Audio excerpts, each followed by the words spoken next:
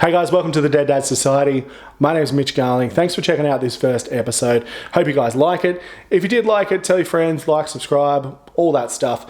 But yeah, here's the first episode, little solo episode, getting to know this old guy. It's a sunny day, it's a sunny day, Welcome to the Dead Dad Society. Oh, the whole gang. Everyone, it's just me. It's just me at this point. I'm Mitch Garling. I am your host. Welcome to the society. The society is in session, guys. Unfortunately, I have a dead dad, and Alvin, my producer. Do you have a dead dad? No, my dad's alive. Your dad's alive. Well, nice for some. But no, welcome to the society. You don't have to have a dead dad to be here. But you know, look, I just want to get to know some people. I'm going to put the call out to some of my friends to come and hang out. It's a little video podcast. We're going to be chatting, you know, chuck it out to my sports people mates, to my comedian mates, to my acting mates, to my just interesting folk, right? I feel like I need to get across like the dead dad thing. Like it's not a prerequisite. Like you don't have to have a dead dad to come and hang out. Look, if you have a dead dad, come hang out. We'll give you. There's a commemorative pin. I don't have the pins yet. I don't know why I even looked around just then and pretended like I had them. I haven't even ordered them. So the dead dad pins. Let's pretend there's one in my hand right now. You guys can have a dead dad pin. If you have a dead dad, that's fine. Alvin, my producer, he's behind the cam. We're gonna chat. We're gonna, you know, we'll be buds. He's got a big thing for Ana de Armas, the actress. You guys might know Anna from Knives Out, Blade Runner. She's the new Bond girl. She's a beautiful lady but a brilliant actress. I don't want to forget that. She's a beautiful actress. So. We'll check in with Alvin. He loves Anna. Like he'll update us. Do you have any updates for us for Anna today? Not really. Not today. That's why I have one. She didn't win at the Golden Globes for Knives Out. But that's okay, man. That's all right. But yeah, Dead Dad Society. I want to talk to you a little bit about the logo. If you guys have seen the logo for the Dead Dad Society, it's amazing work. It's like a fake Christmas wreath, right? With just all things that are synonymous or synonymous, whatever. So things that you relate to dads, right? You've got sausages, you've got Kiss the Cook, you've got a footy, you've got socks with sandals. That's a massive dad life thing. And it was actually done for me by Ashley Duncan. She's an awesome graphic designer from Newcastle. And yeah, follow her on Instagram. It's at Don't Kill the Llama. She's so good. And yeah, she's done some great work for me. Jump on Redbubble, grab her t-shirts. I'm going to grab some of them soon. Wear them on the pod. You guys will love it. I've got my sloth shirt on today. That's not one of her designs. I just love sloths. But yeah, so that's where I'm at. That's where I'm at right now. I was wearing my sloth shirt. I'm just loving life. Guys, I want to use this podcast. Like, I want to use this podcast to raise an awareness, if you will. You guys know the movie Paul Blart? Paul Blart Mall Cop, about an overweight man who has a security job at a mall, played by Kevin James, as most overweight men roles are played by him. But Paul Blart Mall Cop is probably my most hated movie of all time. It's the only movie that I have genuinely ever actually walked out of. I was about 25 minutes into the movie. When I went back to the Event Cinemas girl, or Greater Union at that point, I think it was. Went up to the Event Cinemas girl and I was like, hello, this movie makes me sad and it's supposed to make me happy. So if you could please give me my money back, that would make me happy when I'm supposed to be happy. You know what I mean? Like, it was not a good movie. But Paul Blart, what I'm trying to do is I'm trying to rid the world of all copies of Paul Blart. I've used my Facebook page over the last couple of years to show my hatred. A lot of people have sent me copies of Paul Blart, which is really cool. People brought copies of Paul Blart. I actually bought it on iTunes. You bought it on iTunes? Back in 2011, 2010. You have a non-physical copy. And I said it more than 5 times. That was my fucking... Oh man, I feel like sometimes you feel like you know someone, and then they say things to you like they like Paul Blart, and I just don't know how to even act around you, man. Yeah, wow. Hang on, so you bought that off iTunes, then that's like a... What's that, 13... 11 years old. You're 11 years old, okay. All right, well, you were learning, man. Yeah, puberty hadn't even happened. You didn't know what was going on. Oh, dude. Okay, all right. So we can move past that. So hang on. What's that, like 12, 13, $14, like something like that, or was that when it was like? It was something like that, yeah. Man, so if you log onto iTunes right now, it will be there for you. Yes. That's amazing. It's in my iTunes library. So every time you get a new iPhone, or like, does it have that little cloud thing there to say like, hey, you can have this if you want it, and you click it every fucking time, no doubt. Oh man, that's truly upsetting. I don't know how I'm gonna get your phone to smash it, but oh Jesus, oh bro, but yeah, we got to rid the world. We have to rid the world of all these copies of Paul Blart. It actually kills me. But yeah, people brought copies to my Sydney Comedy Fest show and gave them to me, which was good. And I used a whippersnipper to destroy those copies. You can check that video out on my Facebook. It's good fun.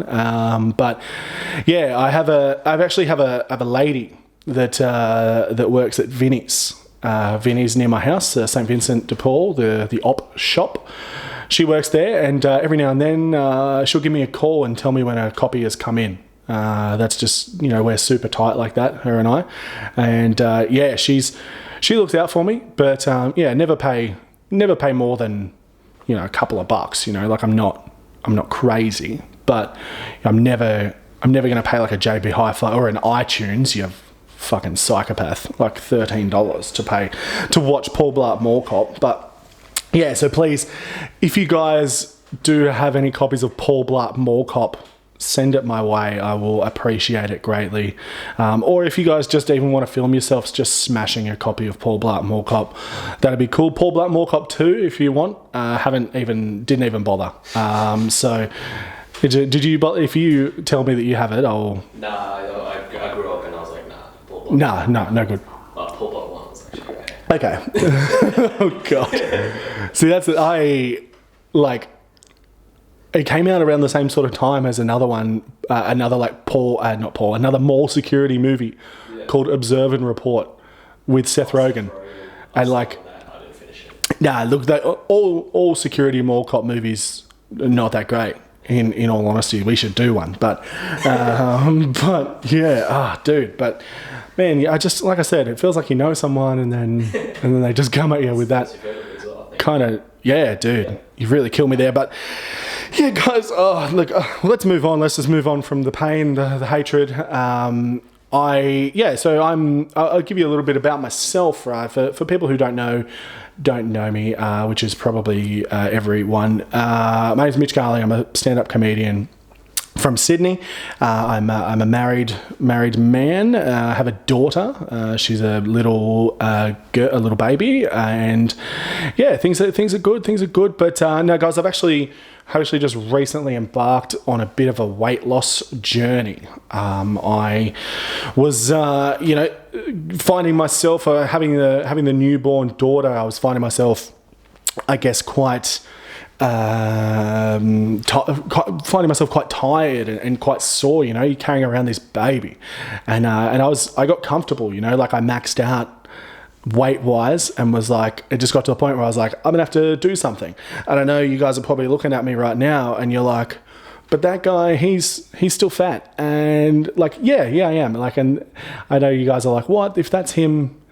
If he's happy with how he looks now, fuck, how bad was it? And it was It was getting pretty bad, guys. It was getting pretty bad. But this guy, not this guy, when my daughter came along, I just felt the need to, try and turn things around, right? So I'm on the weight loss journey at the moment. I'm happy to report sitting at 36 kilos lost at the moment. Thank you, everyone. That's where the applause. Thank you, Alvin. Appreciate it. Still not sure how I feel about you, but that's okay. But yeah, so I'm sitting at 36 kilos lost at the moment, which is pretty good. Feeling pretty nice. The muscles are feeling good. I'm able to do things. I'm able to hang out with my daughter. I'm able to play with my daughter more than what I was. Like my wife, when my daughter was quite young, I was holding her one day, and my wife was like, I said to my wife, I was like, this is really hurting. Like, it's hurting my back just to hold her. And my wife said, yeah, well, she's only going to get bigger. And that realization, I was like, oh, damn, like that's so true. That's just how humans work. They get bigger as they get older, and this is going to suck. So yeah, tried to do these things to better myself. My wife, she started doing the keto diet as well. Like, she was trying to do keto, so I decided to do that with her for a couple of weeks. It's pretty good, the keto diet. If you guys don't know what it is, it's basically where you remove like carbs altogether, or it's like absolute minimal carbs, and then you just have you replace it with like high fats. So it's, avocados, meats, cheeses, that sort of thing. And basically your body, and please, if you're a dietitian, tell me how incorrectly I'm explaining this, but basically your body, instead of trying to work off, run off the energy of the carbs, it runs off the energy of your fat. And you do see a bit of a drastic weight loss, which is pretty cool. Like, I think I lost 4.5 kilos in the first week of doing keto.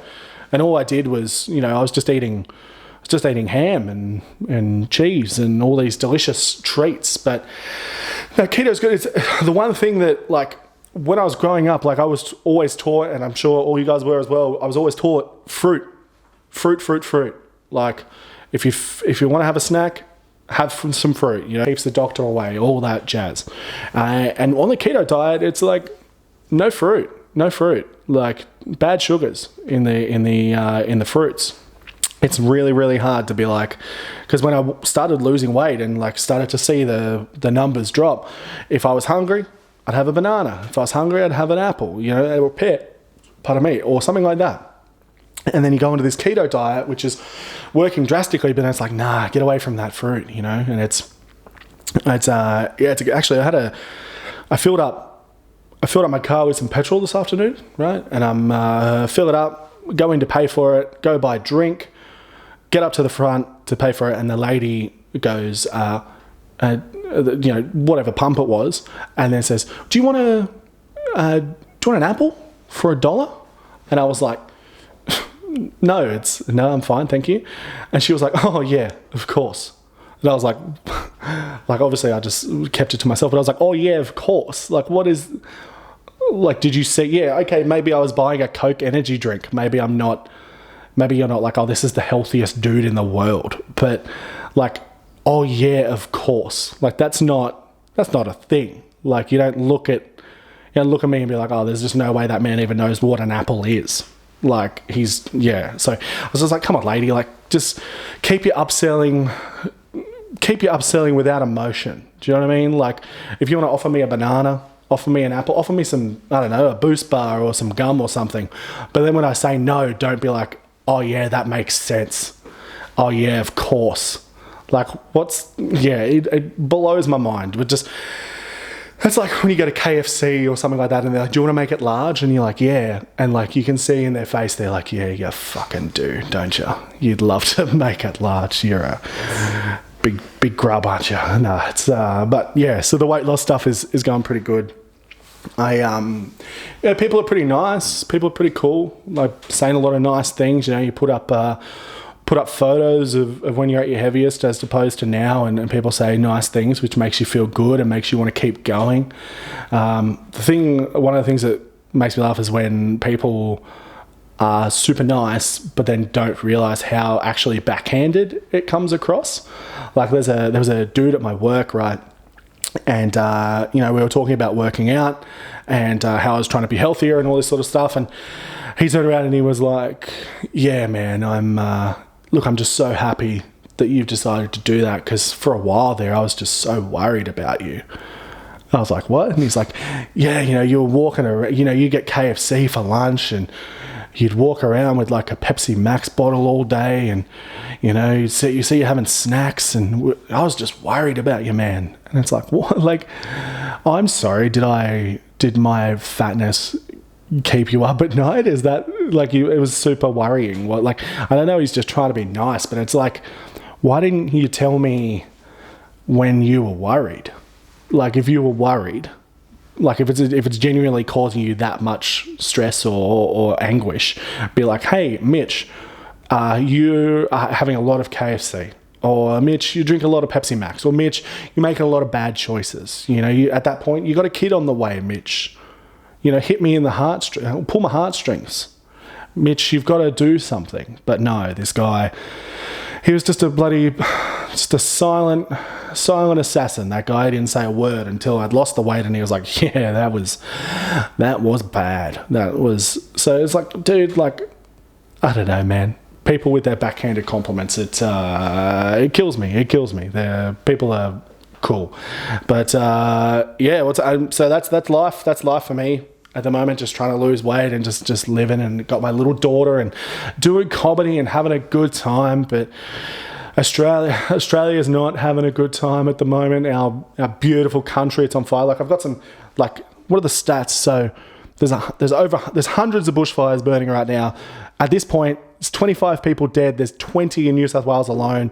2,000 homes destroyed, 7 million hectares burnt, and 500,000 animals, 500 million animals are dead. Like, if you guys saw the video of Batlow, like the famous apple town, there was a video of someone driving in on the highway, and there's literally just animals either side of this highway, and it was very, very confronting. But it's just the whole thing, like, you have no words. Like, and our Prime Minister is like, I don't want to come here and get all political, guys. I know you guys loved my weight loss stuff. That was pretty good. You guys were like, oh, keep talking about how fat you were.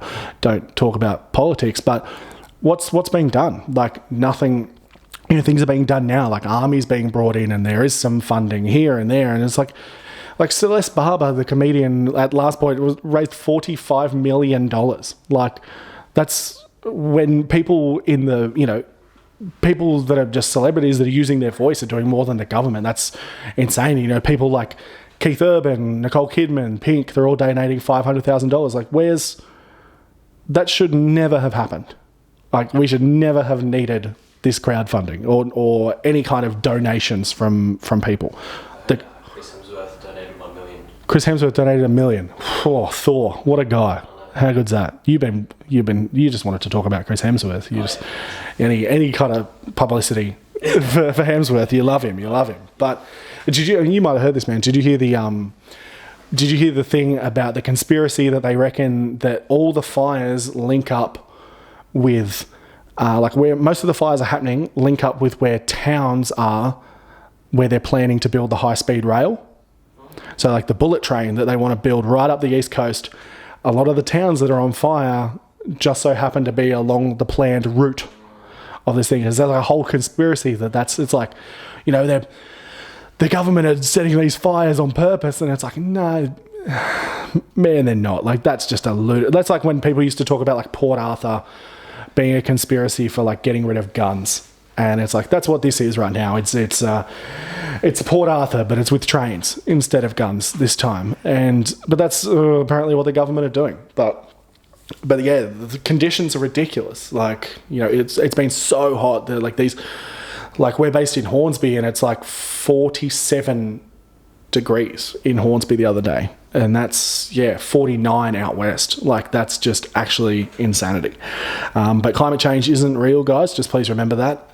Definitely not a thing. But yeah, the conditions, it's hot, it's windy. There's a girl on my Facebook the other day that put up a photo put up a photo through her window. She put up a photo out her window. There were some trees in the photo, and she said the caption. She said, "So windy."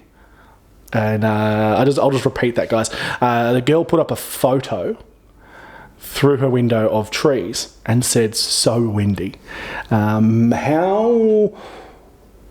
How would I know that? It's a photo. Like, you've captured a moment in time. You've captured that exact moment. And it's like, oh, so weird. Like, it's not even a boomerang or anything like that. That might give me some indication. Be like, oh, look at the trees. The trees are moving. I understand. Look how windy it is. And like, you're shooting it through your blinds. Like, I can see, like, just, I don't know. I'm not a film director, guys, but, you know, pull the blind up first of all, then take a photo, maybe even just a boomerang, or just best of all, don't fucking put up a photo that says "so windy" and photo of trees. Who cares? Everyone can look outside. Everyone has the weather app. Everyone knows if it's windy or not. Just post some photos of your dinner, you fucking idiot. But so that's my Facebook idiot. I love her. She's great. I'm going to keep her around. But yeah, a lot of chat about, you know, getting rid of ScoMo.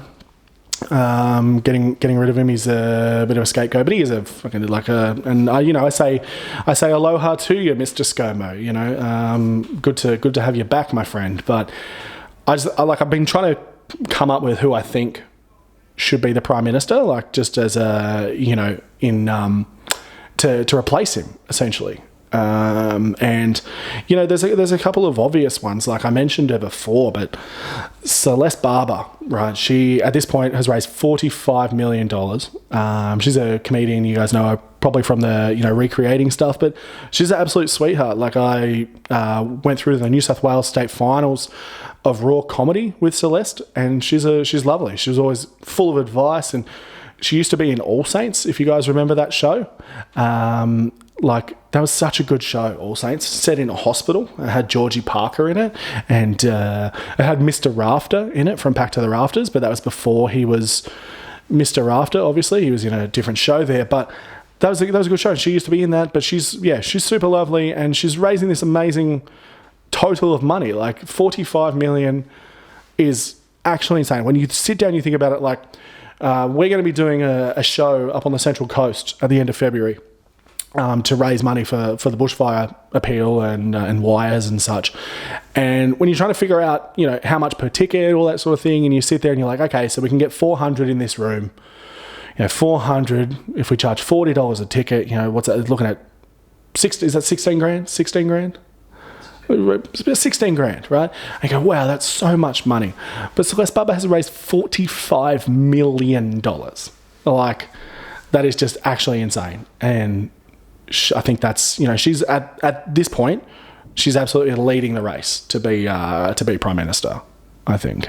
But I mean, there's a few others that are doing good stuff. We can't discount them. Nick Kyrgios, tennis player. What do you say? $200 every ace. $200 for every ace. Now, if that was Mark Philippoussis that was doing that, I don't know if you remember Mark Philippoussis, Alvin. But he was a big hitting Aussie tennis player from the 90s, early 2000s, and if he was hitting them for every ace, he'd be broke. The Flyers would probably have another 45 mil. Honestly, he's that guy loved to ace. But yeah, Kyrgios, he's doing that, but 200 per ace. But it's not only that, like, just making that statement has caused like a ripple effect, you know, like a domino effect of people that want to help out. You know, you've got all these big bash players that are like, oh, $100 for every six. And I think Ash Barty's like donating her money, donating her prize money from Australian Open or Sydney Open or whatever it is.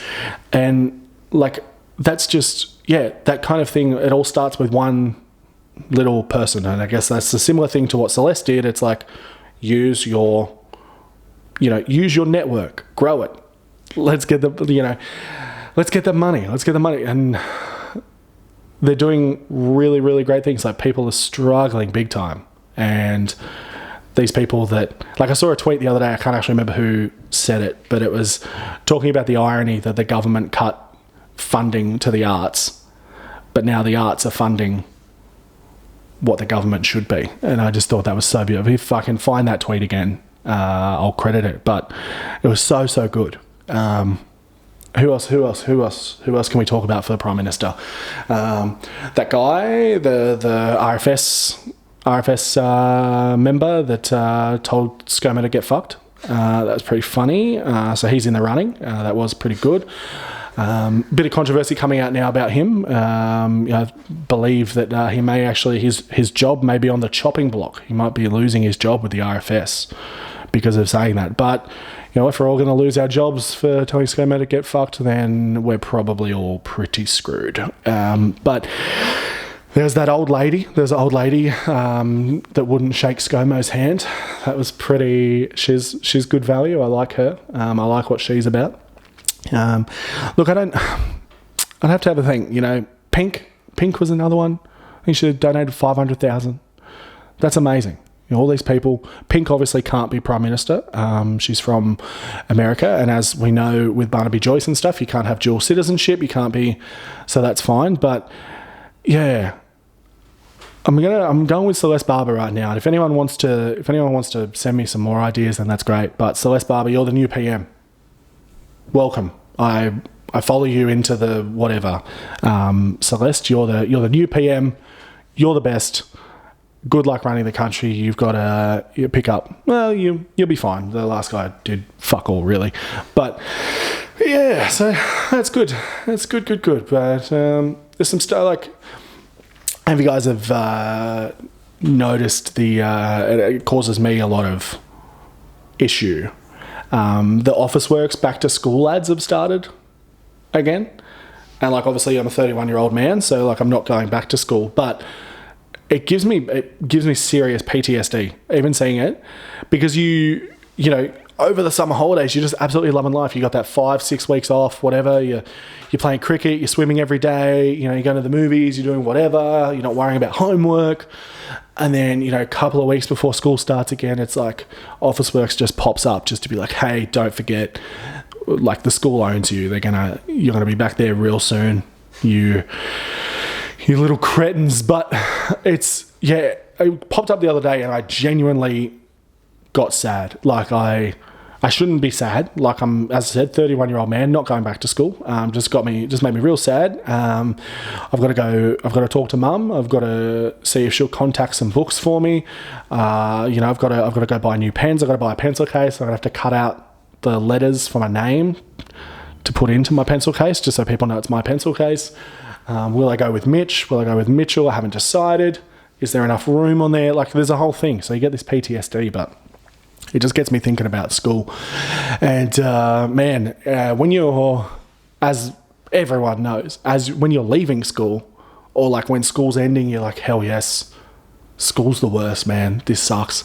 And now as an adult, you're like, I miss school so much. I would give most things to go back to school. You know what I mean? I don't want to be, I'd rather not be doing jobs and paying bills. I just want to go to school and play footy at lunch and maybe have to write an essay every now and then. How good's that? But it got me thinking about some memories of high school. I actually I've never really told anyone this apart from who was there that day. But in year 7, I used to catch the bus home. I used to catch the bus home right up until I got my license, but I used to catch the bus home, and it used to be about 20 stops or something before my house. And I'm on the bus.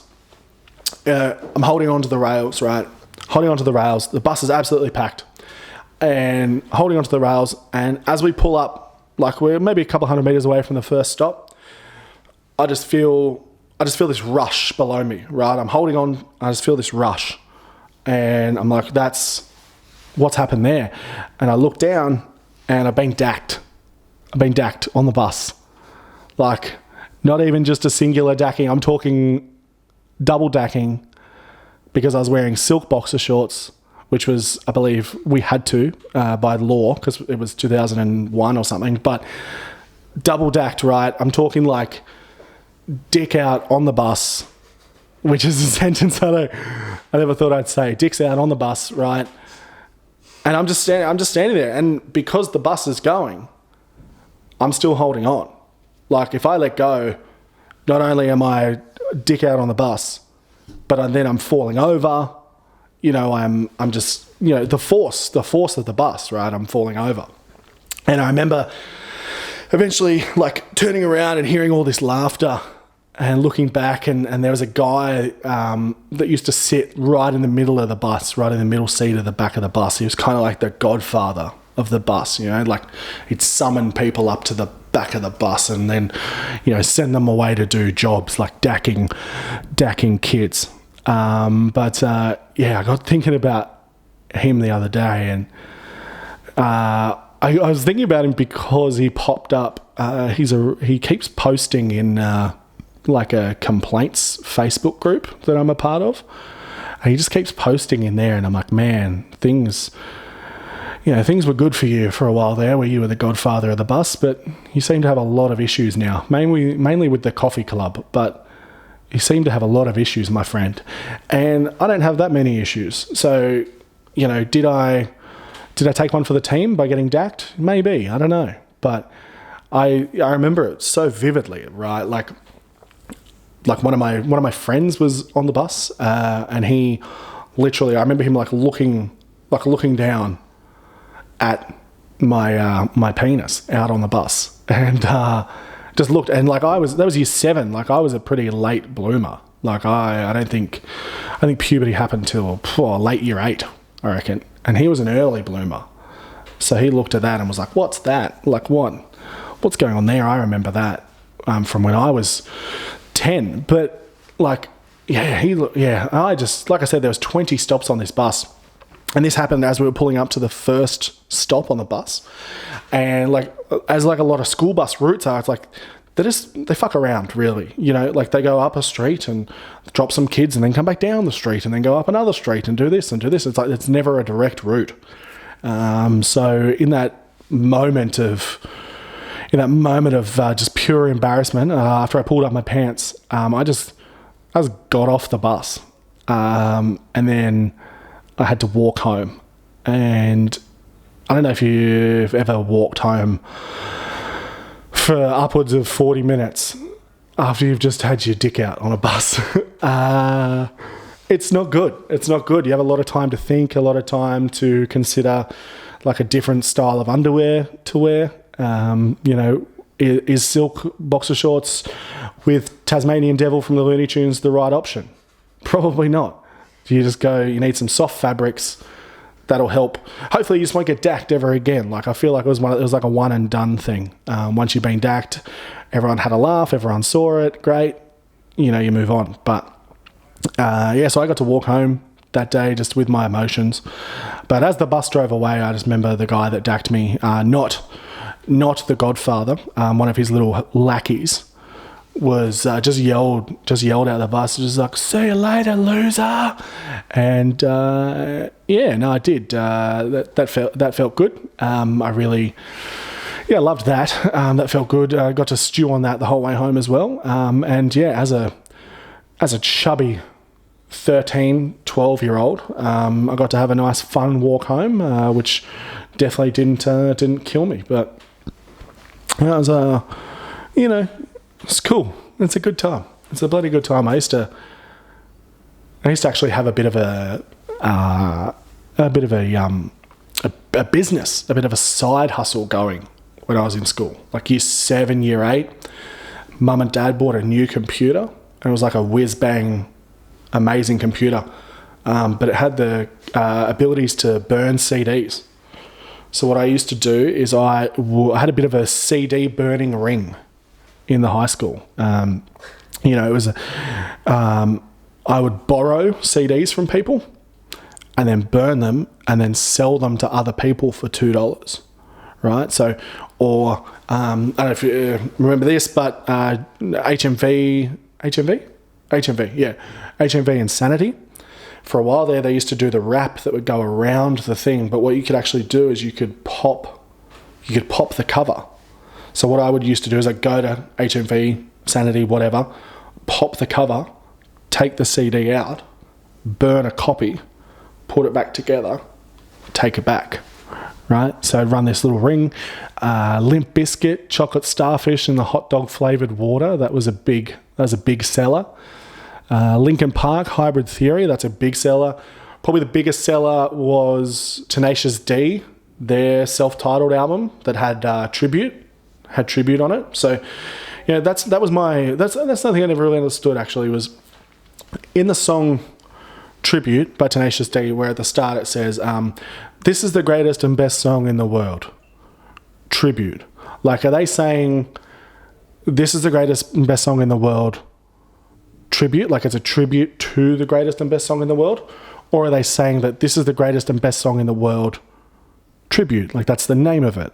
I don't know. That's something that I always think about. And look, I obviously don't have much going on in my life if that's what I think about, but I need to find that out. You guys tell me what you think it is. Is it a tribute, or is the song called Tribute? We'll figure that out. But I used to have that ring. It's a bloody good ring too. I made probably a couple of $100, I would say, which is not bad. $2 a pop. If they wanted it to, I'd even print out the album cover, which is pretty good technology. One of my friends had Significant Other, I think it's called, the other Limp Bizkit album. Didn't sell as well as Chocolate Starfish and the Hot Dog Flavored Water, probably because it wasn't called Chocolate Starfish and the Hot Dog Flavored Water. As a 13-year-old, that's the most disgusting but also enticing thing that you want. But it also had that song Hot Dog on it that had like 150 swear words or something. There's the line where it's like, "It's a fucked up world in a fucked up place. Everybody's judged by their fucked up face." And it keeps going. Yeah, that's why it sold well, because it had a swear word every 2 seconds. And that's what we loved. I used to love like having like swear words in songs, because like my parents didn't really want me to listen to music that had swear words in it. So what I would do is I would just make conversation with my mum, or I would talk really loud when I knew there was going to be a swear word in a song I was listening to. So it'd be like, for instance, it's like there's a Grinspoon song called Lost Control, I think it's called. And the line goes like, fucked up and we're all been one. Picture perfect prefect thinks he's fucking one, like that, thinks he's fucking one. And I'd always be like, as my mum came in or was in the room, I'd just be like, "Mum," like just at that exact bit, just so she would never hear it. And I got away with it, I like to think, until she listens to this, and she probably won't give a fuck really. I'm a 31-year-old man and she's pretty old. So but yeah, so that was my CD burning ring. I don't know if anyone I think a lot of my friends, I think I helped them. I think I educated them. Definitely educated people on Limp Bizkit, which was good. But I miss school, man. I miss school. I remember, like, I literally remember sitting out the front of the PE staff room, like, giving CDs to people, and like being like, "Yeah, $2. There you go, $2. Yeah, $2." Did you have a Pepsi seller? Do you have a Pepsi what? Seller. So this the Pepsi. guy in our school that like bought like 24 cans. Oh, for real? For like $10, and then sold them for like $2 each. No, but we used to have like people that would work at, like, people that would have casual jobs, but then they'd always bring in the stuff from their casual jobs. Like, does that make sense? Like I had a job at Michelle's Patisserie, and I'd like take the leftovers to school the next day and be like, $1 each, whatever. Or like friends that worked at like Red Rooster would bring you like whole chickens and be like, "Hey, $2," like that sort of thing. No Pepsi seller. Like we had soft drink in the fridge, in the canteen. I don't know if had they already like outlawed soft drink in the fridge at? No, Or was it like they just had Coke and you guys were like, "No, we need a Pepsi guy to help us." They didn't have soft drinks. Didn't? No. That's why they had the Pepsi seller. The Pepsi seller, yeah. That's right. Man, what a guy. I'd love to have one now. I'd love to have a guy that just, "Do you need a Pepsi, man?" I'd be like, "Yeah. Fucking, I'd love one. That'd be sick." But no, our school canteen, we had all different varieties of soft drinks and stuff. But vanilla Coke was only in the end fridge. So if you were at the counter, you'd be like, oh, can I get a vanilla Coke, please? And you know that they have to walk all the way to the other end of the canteen. And then while they did that, you just reach over and steal heaps of stuff. It was, sorry to my high school canteen. Took a lot of chicken and salad rolls, but everyone was doing it. So, you know, if your friend jumped off a cliff, would you do it? Yeah, probably would. So everyone was doing it. It was peer pressure, and we all had some delicious chicken and salad rolls, but also don't charge $3.50 for a vanilla Coke, and I won't steal. But that's on you guys. But yeah, I remember being out the front of the PE staff room and getting in trouble.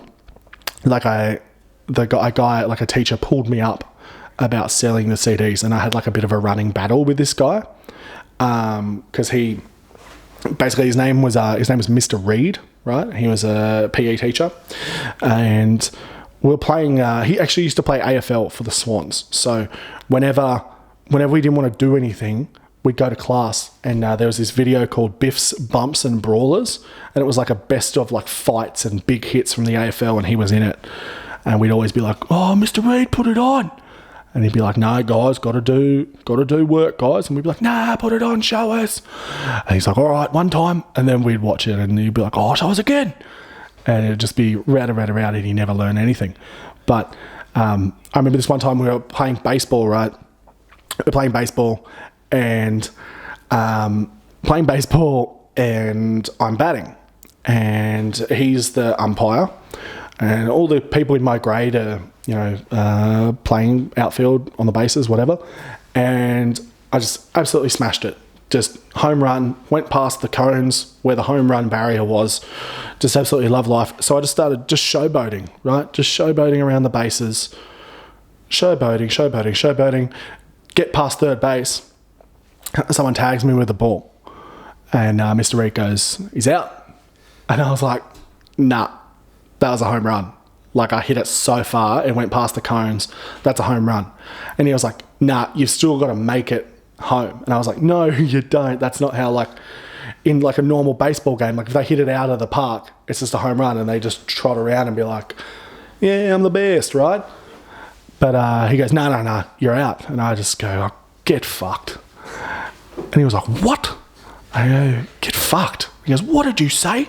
I was like, you heard me. He goes, I want you to go up to my office right now and write down on a piece of paper what you said to me 20 times.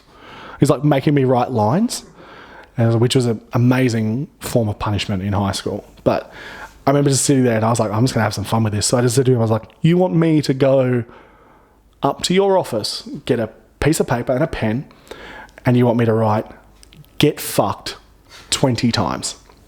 And you could see in his eyes, at that point, he was like, oh, I've made a mistake here, because this kid is probably going to run with it.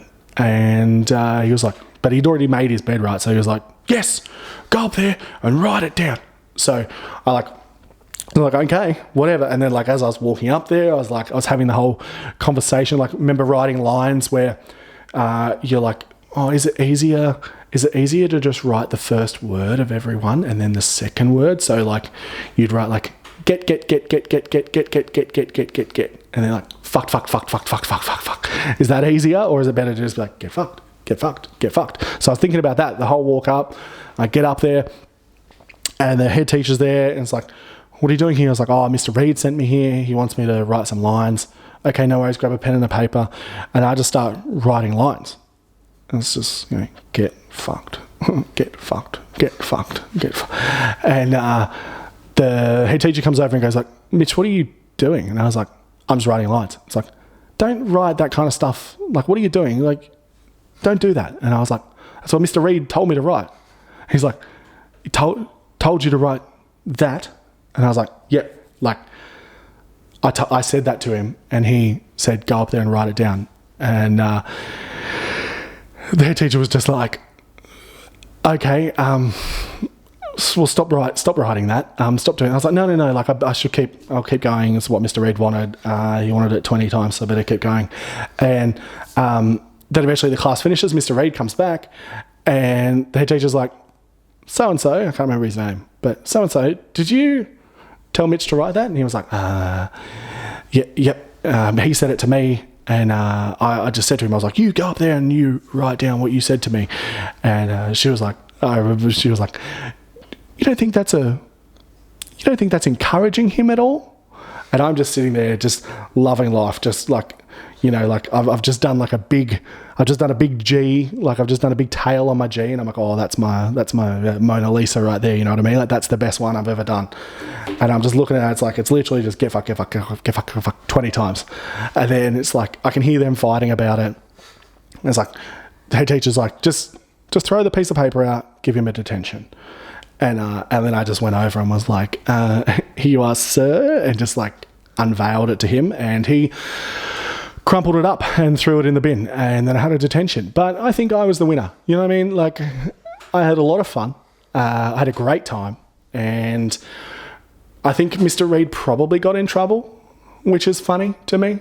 But yeah, I'm sorry that I told you to get fucked, but in hindsight, it was a home run, and you know it. So don't ever try and pull that again. But yeah, that's my school stuff. You know what I mean? Like I'm missing school. I'm loving school. Some dumb stuff used to happen in school. It's crazy. I always think about like your year advisor, like, you know, or like your careers advisor. Like, there's that age-old sort of joke. It's like, whoever is like, when they're growing up, they're like, I'm going to be a careers advisor. Like, no one ever thinks they're going to be a careers advisor. It's like, no one ever thinks they're ever going to be like, you know, like the fireys, right? Like the fiery that just talks on television about how bad the fires are. Like, no one's ever like, I want to be that fiery. Or like the cops that like talk on to like just people that obviously have like zero media training, like our boy ScoMo, who's absolutely just shit in the bed at the moment. But like, I saw a thing the other day, and I'll see if I can find the video to link it. But it's basically in America, there was a lady who her daughter was coming home from college, and she wanted to surprise her mum. Didn't tell her she was coming home from college, wanted to surprise her mum that she was coming back for the holidays. And when she came into the house, the mum thought it was an intruder, and she shot her. And the girl's fine. I think it like went through her arm and like blew her wrist out and stuff. But the thing that killed me the most about it all was watching like a press conference from a police officer afterwards, who was talking about the whole thing. And he was saying, he was like, you see, like, everyone's going to make fun of this lady. Everyone's going to make fun of this lady because she shot her daughter. But this was a woman that was worried. You know, she thought her life was under threat. So she reacted, right? It's like, the thing we can take away from this is that we just need to be more vigilant. Well, you need to take more precautions. If you're coming into a room or anything like that, say even if you're getting up in the middle of the night to get a glass of water, you should announce yourself. You should be like, it's just me. That's who it, like, as was thinking about this, like, could you, imagine just sort of announcing yourself, like that girl, instead of trying to come home and secretly, you know, surprise her mum, she's back from college, she's gonna be like, Mum, like, it's just me, like, don't shoot. Like, that's what she's getting. No, everyone's a surprise, man. But this guy is like, to say even if you're going to get a glass of water, like, imagine if, I don't know, just imagine now, like, I've got a baby, I've got a wife, I grew up with my mum and dad. I can imagine it's the middle of the night, just instead of getting rid of guns, we implement a thing where it's like, everyone just announces when they're doing stuff. It's like, so just the middle of the night, you'd be dead asleep, and it's like, hi, yeah, it's just me. Just going for a piss. Just going to the toilet. Like, don't worry, don't shoot. Just going to get a glass of water. Like, my mum, like, if she didn't have a gun, she couldn't, but if she had a gun, she'd fucking kill me for waking her up that many times, right? But yeah, this guy, he's interesting fella. I'm going to try and find that video, and then maybe next episode we can superimpose it up here and I can have a bloody good laugh at him. How do you feel about that? I feel good about it. Sick. Oh man, I think that's probably going to be the end of the first episode. I got the sloth shirts on. I'm feeling good. I'm feeling very good. Have you had fun, Alvin? Have you had? It was a good time. Oh, beautiful, man. I mean, I will obviously go to couples counselling, you and I, from now on, just to talk about fucking Paul Blart. Didn't know about that, but that's life, man. No, thanks, man. This has been good fun. If people liked it, please, tell your friends. It's just the first episode. Like, I'm just going to do a couple of solo episodes just to gauge, like, to get you guys to learn who I am and learn about me, and then afterwards start getting some guests on. We're here. We're in our cute little studio. It's good fun. We're gonna try and do an episode every week, and we'll just talk. But just thanks for coming along to the Dead Dad Society. Just want to reiterate, you do not need a dead dad to come. If you do have a dead dad, then welcome, my brothers. Good to have you. I've been eating a lot of the sandwich platters myself. Still order them. You never know who's going to come to the meetings. But so guys, thanks for checking out episode 1.